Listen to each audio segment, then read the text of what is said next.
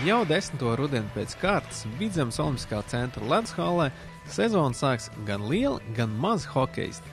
Šajā laika posmā Valmierā sporta veidam ir izveidojušās spēcīgas tradīcijas.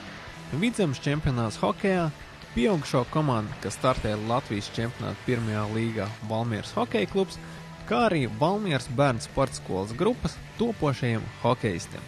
Lai iesāktu to turpināt, hokejā trenēties tiek aicināti jauni audzēji. Manuprāt, hokejs ir dala pirmo, otro vietu ar basketbolu jau daudzus gadus Latvijā un ir viens no populārākiem un vīrišķīgākiem sporta veidiem.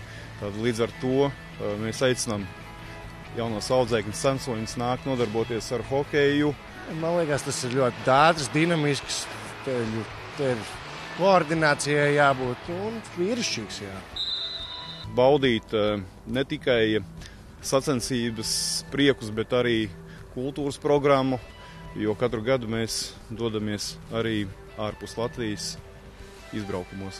Tas viņu dzīvēm uz priekšu būs kaut kāds rūdījums, kaut kas tas komandas draugi, viss tas šeit veidojās sportā.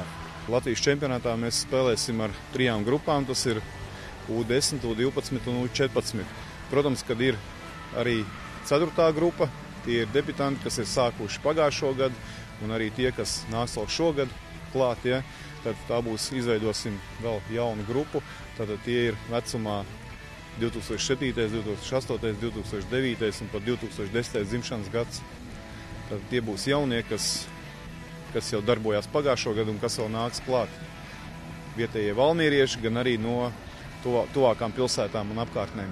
Viņi nāk 3-4 nedēļā uz ledu un ir 3 sausē.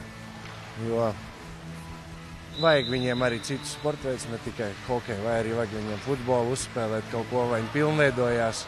Ir atkal atjaunota ar šo gadu Latvijas pirmā līga, tātad tā ir mūsu augstākā komanda, kurā spēlē vislabākie šobrīd Vidzemes hokeisti.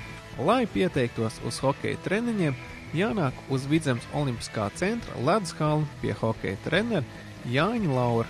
Sīkāka informācija zvanot pa telefonu vai rakstot uz e-pastu.